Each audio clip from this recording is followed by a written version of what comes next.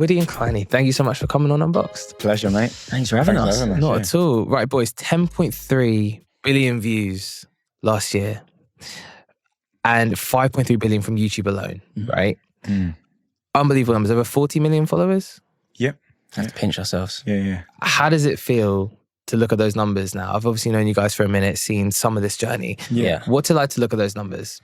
How does it feel? I mean, it is pretty crazy. Do you know what? When you're in it, it's a hard one, really, isn't it, Kleiny? Yeah. It's like when you're actually in it, like we're people that we're always looking forward, always looking at the next goal, looking at the next move and stuff. So it's one of those where like you get these big numbers, and it's only when you are told by someone like, and someone comes along and says, "Do you realize how big that is?" Or like my dad would say to me, it'd be like, "You got 10.3 billion views." Like, just to give you some perspective, it's like best part of 8 billion people in the world. And you go, yeah, it's quite a lot actually. But you've been like that. Yeah, and I think that like stepping out and looking back in and really stopping is quite important. We talk about that, don't we? Yeah, but the thing is, we still work like we have 0 subscribers. Yeah. Like that's like our mentality is like to keep going and keep pushing. And we're so grateful for all the followers, and we're so 100%. grateful for, you know, the views. But we know that can just go, especially in this day and age of how quickly social media is moving and how saturated it is. So we're constantly like working like we have like 0 to keep that going. And, you know, we've got the 40 million, but we want the 80 million, the 100 million, you know, so 100%. yeah, but it's hard to comprehend. We do have to kind of like pinch ourselves and go, do you know what, man, this is crazy. We started this journey 10 years ago, just as friends. 10 years? Yeah, it started 10 years, 2013, we started our YouTube channel. Yeah. And we just, you know, I mean, we watched back our first ever video the other day, didn't horrendous. we? And it was so, like, we was creating the worst content ever. But at the time it seemed all right. Yeah. But you do, don't you? Yeah. But then you look back at it and you're like, I can't believe we did that. Yeah. Well, okay, so that's 10 years of finessing the craft, right? Yeah. And I think so many people don't understand. They look at the content that you guys make, or people at the top of the game, and think, wow, that's amazing. They must have always done it like that. Your first video, most people's first videos are terrible, but to get it out there is half the battle, right? Yeah. How important is it to constantly be shaping, crafting, and building that skill set in terms of making content that now looks like the best in the business? Yeah, do you know what? I think that, I mean, what I think that is one of our like diamonds in our game is like reinventing ourselves, recreating. Like we're constantly looking at what's out there, what's going viral, why is it going viral, how do you stay current? And I think that these are the things that has allowed us to continue doing and being around for like as long as we have. I mean, we saw something the other day where it said like the average like lifespan of an influencer was like 2 years. And it's like, wow, like what? But like, yeah, so then you look at yourselves and you think, oh, we must be doing something right and doing it the way we do it. And I think that's, like you say, Woods, because we've constantly tried to evolve and reinvent ourselves each year. And yeah, I think that's where maybe some people get stuck with that 2-year thing you said there, Woods, is they're not just evolving, they're staying in that like niche. Yeah. So I think it's important to, you know, reinvent yourselves and do something different. We're constantly trying to do that. Yeah, because content now won't necessarily be the same content tomorrow, next week, next year. So like constantly seeing that and having that at the forefront of your mind, you know, thinking that, right, whatever's coming next, we need to make sure that we're staying current and staying with it. Because if you don't, you get left behind and you fall away. And how do you know when the moment is right to reinvent, to kind of change things up, to mix it? Like what are the sort of, I guess, the signs? We did it with YouTube, didn't we, recently? Yeah. So we did the vlog, which we loved, you know, and that was the longer form content. And we grew to about 3 million subscribers with the vlog. That was solid as well. We was uploading. We didn't miss a vlog the whole year, and we done 3 a week. I think 3 it was a week? Monday, 3 a week. We loved Wednesday, it though, Saturday or something. Yeah, it was amazing. Yeah. That was amazing. The only reason we stopped it was because it was COVID. Yeah. And then we couldn't do the adventurous stuff how much that we could did. you do, right? Yeah. Right? So we stopped it, and then we stopped uploading on YouTube. And then when we went back to posting on YouTube, that was when Shorts was kicking in. So we was like, you know, do we go back to the vlog, or do we change our strategy here and go with Shorts? Because that's where YouTube was at the time. And we started doing a bit of long form content. Yeah, no, of course, but that was to kind of feel it out and see where it's at. Okay, what's the algorithm saying? What's it favouring? Is it working? Are they still going to enjoy this type of content? Yeah. Weren't it? Yeah, and then, yeah. Yeah, then obviously, like Kleiny said, Shorts. Shorts kicked in and we started pumping on Shorts daily, every day. And then from 3 million to what we are now, 11 million. we grew, and that was just because we changed our strategy on YouTube. And was Shorts a big part of that growth? Massively. But the thing is, there's not a massive amounts of crossover with the short form content in terms of people then going over to watch your longer form content. That's probably another conversation. But yeah, that was a massive help. And that was just because we consciously was like, look, let's just go to shorts, you know, just do bite-sized content, viral content. And we grew however many million that was, from 3 million to 11. I mean, My maths is terrible. Yeah, well, it's massive numbers either way. I mean, how important is it to be on short form now? Because for me, it's just every day goes by and you see vertical video and short form becoming increasingly dominant. And obviously you guys have always been ahead of the curve. You're making those moves as soon as you notice that there's a change or there's an addition to the space. How important is that for creators? Because I can't see it being anything other than like everything now these days. What, just short form? Well, short form and vertical being the future where eyeballs are at such scale, right? Obviously, there's variations, long form size, its place. But in terms of where like real huge discoverability, opportunities to go viral are, it's on short form now, right? Do you know what? It depends what your goals are, though. Depends what like the destination is for you as a creator. Like, what do you want to achieve? Where do you want to be? Like, what is your end goal? And I think that then will dictate what you should be actually creating them. Because I don't think you should be governed by, okay, we're just going to be able to get views over here by doing short form and go that direction. 100%. Especially if like your dream is, for me and Kleiny, is to be like mainstream TV hosts and what have you, and show our personality. So you're not going to be able to show as much through short form.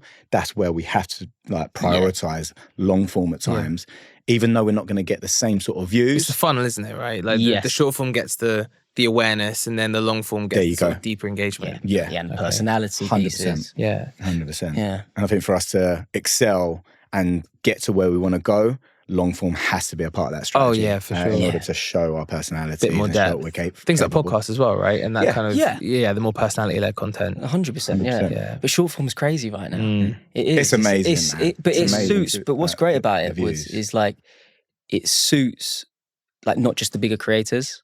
Is that what we're seeing is like it doesn't really matter how many followers you have right now because of the discovery and the For You page and stuff. Even if you've got a 10,000 follower page, you can still get millions of views. Especially on like TikTok. You think when we first started out, and probably when we first met you, Jordan, it wasn't really suited to that. And now the platforms are very helping, like Facebook and Instagram. Like that dominance being over, I always say it's like the most excited I've ever been about social is right now. Weirdly. There's so much opportunity to genuinely be discovered. And when we started speaking, Facebook kind of had a little bit of that where you could kind of go viral and do big, but nowhere near to the scale that it is now. No, for sure. I mean, the power of the share button on Facebook, isn't it? Everything that we do is playing, right, how do we get someone to press share? And we've got various things that we do in order to do that, you know. Let's talk a bit about that without giving away all of the gold and the secrets, which I know there are many. But what is a sort of a guide, if you will, to somewhat of a formula, again, without giving away everything, to engineering success? Because you've been doing it so much, you've produced probably thousands of videos, so many hours of content. What is the goal to getting results online? Go on. Yeah, no, but I mean, one of the things that we live by, we call it the viral code of conduct, or our viral code of conduct, you know? And it encompasses like 5 key elements. And the 5 key elements are humor, inspiration, surprise, adventure, and emotion, right? So if you kind of break them down, if a video, has humor in it, and we're talking about short form content here. If a video has humor in it, people want to click that share button. Yeah. If it's inspiring, you want to share it with your friends, or you might have watched that inspiring video and gone, do you know what, my friend needs to see that to inspire him. Yeah. So they're going to share that with their friends. Surprise. If a video is going one way and all of a sudden it just does, that U-turn, you're not expecting it, and that viewer's like, wow, like they're surprised, they want to click that share button. Adventure, if you're taking that person on a huge adventure, which people are doing a lot with TikTok right now, people want to click that share button. And emotion is the last one. We've looked at a lot of our videos, that the ones that have emotion in, and it touches on that, like them heartstrings, people want to share it. So we kind of like, if your video has like hammers home one of them key elements, great, you may have a viral on your hands. But if you can hammer in and crowbar in as many of them key elements as possible, you could have a super viral on your hands. So that's just from us doing research on our own content. We was looking at our content and going, why is it going viral? Why did that piece go viral? Well, because it had humor, it was inspiring, and do you go through that checklist? And you we do it with all our videos. Do you know, it happens at the weirdest of times as well. So I'll give you an example of a video. So Bailey, my son, so we gave him, and he's a 6-year-old, so we gave him £500 and took him down to Hamleys. An experiment. As an experiment to see how get in the mind of a 6-year-old and see how they would spend that money sort of thing. So sent him into one of the biggest toy stores in Europe with that money, and he was literally followed with Brandon, our old cameraman. Now that video took the biggest turn that it possibly could, because Bailey then ended up putting all of the toys back as he was on this journey around doing what he was doing, came outside and went with Brandon, took Brandon. Brandon was like, "What are you doing, Bailey? What are you doing?" And he took him down the road, and Bailey had seen, walking in, he had seen a homeless person. So he went over and he asked Brandon for some of the money, and he said, "I want to give it away instead." And he gave it to a homeless person. Now, that video, Brandon's just like, this is gold. Like, he was like, did he not? Was this completely unexpected? Like, Brandon's just literally following him, no warning at all. And me and Woody are outside the store watching him come out. What the hell's he doing? My point in telling you that story, so you understand what that's about, is going back to our viral code of conduct. Is that in that video, if you took each and every one of those elements and you was to say, right, so humor, okay, so from a scale of 0 to 100%, how much humor was in that video? Say maybe 10% as he was going around the shop having a bit of fun and what have you, about 10% there. Then you go to like inspiration. Now, it was a very, very inspirational piece. We're talking high 90s from 0 to 100. Then you go into surprise. It was going in this direction. No one could have foreseen. It's 100% for me. I mean, literally. You're not expecting that at all. You're just expecting a kid. And from a 6-year-old, it adds an element, a much greater element, because that's, you would never expect. You're not expecting 100%. Then you've taken your viewer as well when you go to the next element of adventure. You're taking them on this journey, and they're going, they're thinking they're getting this, and all of a sudden they've gone into this area. It was a big journey, wasn't it? Like the adventure of him running around the toy store. You know, it's fun. So it's you know, you're watching this. It's a 6-year-old kid. Setting up things going to go in this aisle and go to this floor. It's a journey. And then the journey completely changes to go in a direction that he did, to go and do something which is the most amazing thing. And I can't tell you like how that made me feel as a dad, you know. And then the last point of element of emotion. Like you're talking high 90s into 100s. Yeah. It's a bloody emotional piece. I mean, at the end of the piece, I'm bawling my eyes out with my son, and like, it's unbelievable. Like Kleiny standing here, what the hell has just happened? Have we even got a video? And then when we uploaded it, the reaction it got was unbelievable. But what we done was we re-optimized that for every platform. Yeah. So it was YouTube. We've done a shorter version, I think, on TikTok. Yeah. Facebook. Okay, so 1.1 million likes, reactions, 72.9 million views, and 420,000 shares. Yeah. That's mad. And that's what we're talking about with that shareability. How long ago was that? That was 422,000 shares. We posted that May 2020 on Facebook, but I think it was filmed for YouTube before that, and we just re-optimized it at a later date for 422,000 people shared that. Yeah. The one thing I wanted to ask you guys, right, you've been doing this again, go back to 10 years, which is such a long time, and you somehow remained best mates throughout this whole period of time. What's it like working so closely? I'm sure it's not always easy, because it never is. But what's it like working with a friend, with a best mate for 10 years and keeping that professional and personal relationship as it is? Yeah. Absolute nightmare. Got each other in headlocks. Get out. No. Go on, Kleiny, so you go. I think that, you know, I think we'd be sitting here lying to you if we said there's not been arguments, there's not been disagreements, and, you know, it's all been rosy, because it hasn't been. But, you know, we're best mates.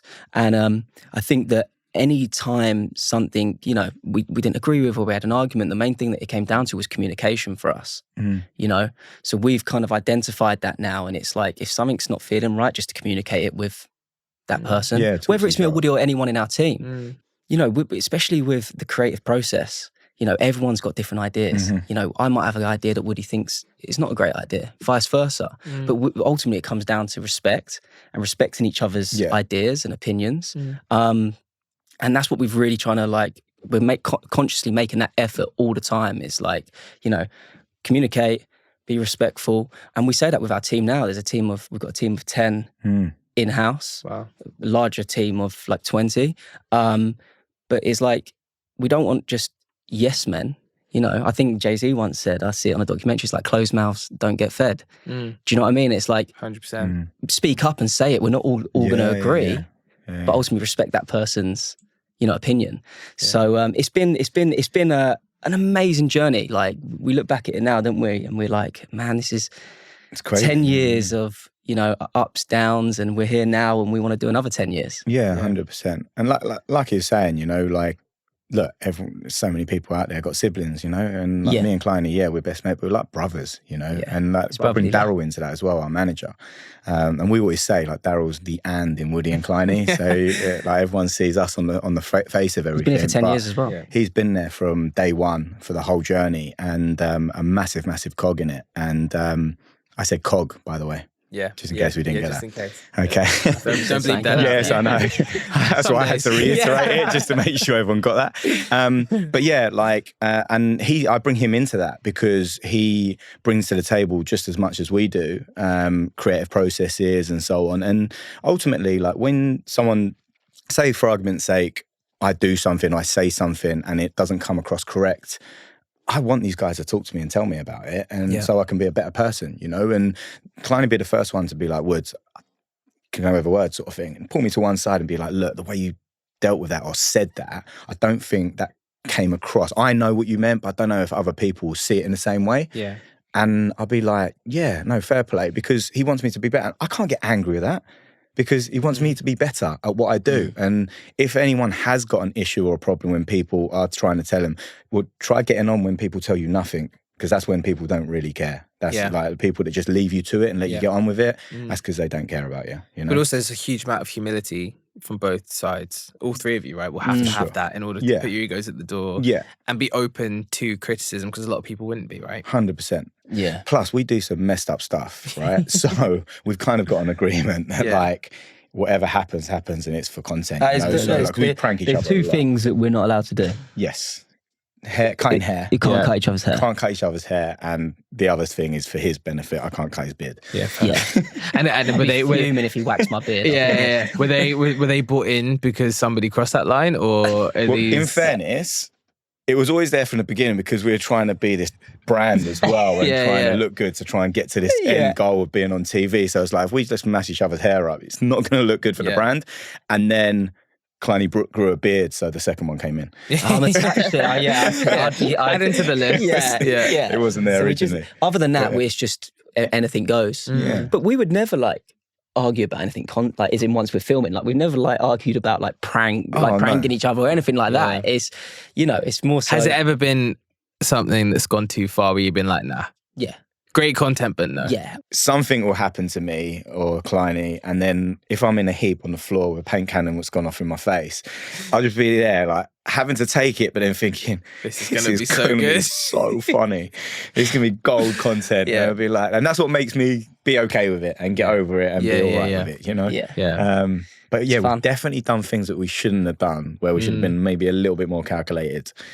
And now there's a bit more health and safety involved. Yeah. To a certain extent. What's an example of something where you were like, nah, looking back, would not do that This again? would not happen now, because now we've got a production manager in place who does our health and safety and everything like that, and he'd be risk like, assessment. that is not happening in that way. We maybe could do it, but just not the way we've done it, because the way we've done it was just stupid. Like, so explain the video. Okay, let me explain the video for the viewers. So we had we hired a farm, and we had a digger, you know, like a digger. Yeah. And we attached rope to it and had one of them like you know, like a water skiing kind of like handles attached to the rope. And we laid down tarpaulin. So it was like a slip and slide, huge, like it was giant. With a digger. So the idea was like, we thought, originally was like, you know, hold on to this thing and this digger would spin us around the slip and slide. But we was like, this isn't like good enough. So what we need to do is we need to put people around the outside. And as you're spinning around, they have to jump over you. Do you get it? Yeah. So we're like going Just round, like little hurdles, holding on, and I'll tell you now, we were going fast. You couldn't even see we were going that quick. It's hard to hold on for long enough. Yeah. Like you probably you get like 1.5. Oh no, we was getting 2, 3. Yeah, yeah. But after that, like you feel like your joints are going to pop out. Yeah. Like you're going around at pace. Mate, this was such a blur for me because I'm like, basically, I was holding on and I'm holding on for dear life and I'm going round and like I can't see anything. And next thing you know, I just feel boom. One of the guys didn't jump at the right time. Sounds and he hard to like jump came when you're going just that off fast, the right? floor. Yeah. And then Kleiny clatters into him, comes flying off, and what have you. He lands in a heap on the floor, this other guy. Man. And then Kleiny's face was mashed up. He had like, his lip was out here, he had blood coming in down his mouth, his nose was busted. Didn't show a lot of it on the content. No, yeah. But he was like, I was like, you all right? You all right? Because we got a safe word called, we say oranges. So if we say oranges, that's oranges. That means we're oranges, in bad place. Yeah. So if you've been pranked, you've been hurt, and you call oranges, it's like everyone regroup, stop, because someone needs help. And I was like, you oranges? He went, yeah, but don't stop filming. He's like, get the content. I'm already mashed up. Just make sure you get the content. Man, adventure, suspense. That's it. Surprise story. Humor. And it all. Emotion. Yeah, you got to take that heat, man. Yeah, that done quite well on views as well. Yeah, as did your face. Yeah, it was bad. Like, I'm just pleased. All jokes aside, that could have been really fatal. Yeah. Like, so we look at that now and we're like, if we're going to do things, risk assessments in place, all that type of stuff. Mike wouldn't allow us to do anything like that anymore. Is Mike in charge now to keep things in line? He's to the book as well. Good. Yeah. That's what you need. Yeah. Okay, so last year, 2022, you guys released the WAK Pad, right? Yeah. Create that. And I know you were speaking about that actually from when we were working together, I think. Yeah. Okay. Which is amazing. In terms of direction of where we in terms to of this is a concept for it. And then now you've done, which is amazing. Tell us why you built it. What is it, and why has it been? It looks like it's been transformational for you guys. But what's been the story behind it? First and foremost, it probably came along because we just had enough of like blowing up our houses and causing so much mess and destruction. I think that like when we smashed the bifold doors, I think that was kind of the end to it. Nah, in truth, like I mean, that stuff was obviously a part of it, but we wanted that separation from kind of going and creating content like in that environment, because I don't like to call it work. Because it's so fun and stuff like that. And we do get up to do that in order to make a living. So it is seen as work in many ways. But we wanted that separation of being creators and doing that stuff and our home life. And knowing that like when we go home, we're going home to a relaxed environment. Kleiny's not going to jump out from behind the door and put something over my head and stuff like that, you know? So it's nice to have that sort of separation. I mean, even the fact you have Daryl, Brandon at the time. Yeah. You had an infrastructure there. Yes. Most people didn't have that. Yes. No, for sure. But we know like you can't do it yourself all the time, you know? And if you want to go to that next level, which is why we got the WAK Pad, you know, which is we got a house and, you know, we converted it into like edit suites, you know, studio floors, boardrooms, we'd love you to wardrobes. Come down to it. You got to come down to it, man. Yeah, please. Come down and see the WAK Pad. But we knew that was the next stage for us. Yeah. We knew that we needed to get a hub, create a hub that people come into. And it's crazy because we've been in there nearly a year now, but we've already outgrown it. So the next step for us is now the studio space. We want to get a hangar or, you know, buy a farm that has like a hangar and studio space, isn't it? You know, build studios. So that's kind of like the next stage for us because, you know, we want to keep going, want to keep evolving, want to keep reinventing ourselves. We didn't just get the WAK Pad and go, right, this is us now. We're done. But again, on your point of reinvention, you have to keep moving forward. And what is next? What is the future? What does like brand Woody and Kleiny represent? What's it going to be in 10 years' time, you know? So by going down a route of that, like we start adding in different elements like WAK Productions, like, and when we create WAK Studios, space that people can come in, can rent, like a podcast studio, we can have all these sets. And a bigger operation that we can help other creators who haven't got the infrastructure, but we can be their answer to help them with that. So it's reinvesting, constantly thinking about, right, okay, we're doing okay, we're making like good enough money to make a living, but where can we now reinvest that money to future-proof us? Because this ain't going to last forever. So what can we be planning for the future to make sure that we stabilize ourselves, obviously way into the future, you know? Exactly. Right, let's get on to the future, because I'm really excited to get your take on a few kind of bigger things. So the first thing, more to you both, is where do you want to take your brand, your channels next? You mentioned before, like, what's WAK in 10 years' time? Maybe not looking to 10 years, but what is the next step for you guys? I think the next step with the channels is, you know, to double. You know, if we've done 10.3 billion, we want to do 20 billion. Same with the, you know, with the followers, we want to keep growing that. We're going to change our strategy again in terms of content. I know we've spoken a lot about short form content, but we are going to try and, you know, we are going to go into some longer form formats as well. And then, like what he said, we've got exciting stuff like WAK Productions and the studio space and whatnot. But it would be really nice, and we are going to do it one day, is to do that full circle of, you know, we started out trying to get into TV, didn't do it, couldn't get into it. You know, it was turned down left, right and centre by all of the agencies. It's just a goal that we really want to complete, right? Yeah, and just to, you know, have social media, and then 10 years on to loop back round to be television hosts. That would be a dream, you know. So we're going to fulfill that one day. We're just going to keep knocking on the door and not give up, you know. Yeah. Because it's not something which we're doing because we want to get into that from like a financial point of view. No, because you made 10 times more money on TV doesn't pay. People don't realize. That's what I mean. TV does not pay very. But we're aware of that. It's not even about. It's not about that for us. It's we just had a goal. 100%. And you can always fall back on your numbers. You can always fall back on the success that you guys have been building for 10 years. No one can ever doubt that. Whereas in the world of TV, it's subjective. It's about who you know a lot of the time. Yes. It's other people calling those shots, but you can't look at the numbers and say anything other than you guys have absolutely smashed it. For a decade. I appreciate that. Thank you, mate. I really appreciate it. No, not at all. But with that in mind, we never rest on that. We look at that and we're smashed like, it, but you imagine you've got nothing. Yeah. You got to. And it's great to have that behind you, and then especially going into the next year and being able to use that as a stat when you talk about the 10.3 billion views. But we need to double that. Or we need to go like our target at the moment is 15 billion views now. Yeah, that's the next It's target. got to be. Yeah, that's exactly. It. And what is the one piece? This is gonna be hard because I know you guys have a lot of gems. What is the one piece of advice that you give to a young creator starting out today? I think number one is just to believe in yourself. If you've got a vision, don't listen to anyone else. You know, like we had so many people tell us when we were first starting out 10 years ago, like, what are you doing? Like, what are these silly videos on the internet? You know, just two idiots pranking each other. That went on for a long time. A long time, you know. And if we listened to all them people, we wouldn't be sitting here today, you know. And so number one is just, as long as you believe in yourself and your vision, it will happen no matter what, as long as you work hard. And I think ultimately just enjoy your craft, be obsessed with it. Do you know what I mean? Be all in. If you're going to go for it and you're going to get into social media and you're going to be a creator, you've got to be all in.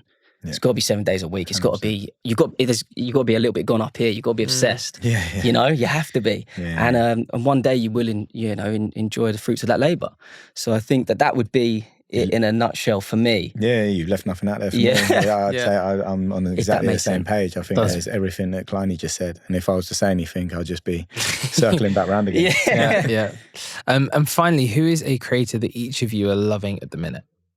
So I've been watching a lot of the LUC boys recently. I find them quite funny. They do toe the line quite a lot, but the podcast is great. Yeah, I've been watching. I just watched the one with John Daly. I've been getting into golf lately as well. Oh, very good. So I like the one with John Daly. That was funny. Golf's having its moment, you know. Like Formula One has had its whole kind of youth resurgence. Golf is coming. Yeah, I love it. I just got into it. I'm like 9 weeks golf in. Golf and darts. Yeah, that's it. So, but probably LUC boys for me. LUC boys. Yeah. Yeah.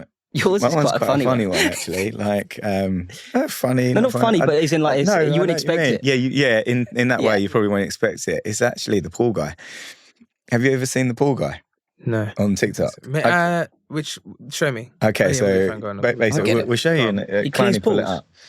Okay. This is really different. He's massive. He's massive on TikTok. No, exactly. Yeah. Do you know what? I stumbled across him, right? Yeah. And it's very like ASMR-y. Yeah. So he literally just goes around cleaning swimming pools, hot tubs. But when I say they look like they can't come back from the dead, and watching the process, it just hooked me. Yeah. And I was 14 million. No, 14 million followers on TikTok. He's no joke. And he must be doing something right for obviously that to be working. Yeah. But it's huge. awesome. And and that's the reason, obviously, I've said it, is because I stumbled across it. And then, I'm not even joking, an hour and a half later, I was still watching videos or scrolling. TikTok does that to you, I was just in. And I was like, this is ridiculous. This is awesome. I'm watching this guy cleaning pools, but it's working. It's doing something. And it must have an amazing effect because, like you say, he must be making, he's probably the number one pool cleaner in the world now. He's the pool guy. He's the pool guy, Trademark, copyright. Love him. He had a vision and he didn't listen to it. Didn't say any haters. There you go. That is it. Well, look, guys, thank you so much for coming on. I could talk to you all day, obviously, because that's saying. But absolute pleasure. Thanks for having us. Keep smashing it because you're incredible, hugely inspirational to me and to so many people around the world. And thank you again. Thank you so much. You're a legend. Thanks, Jordan. Appreciate you having us, mate. Top stuff.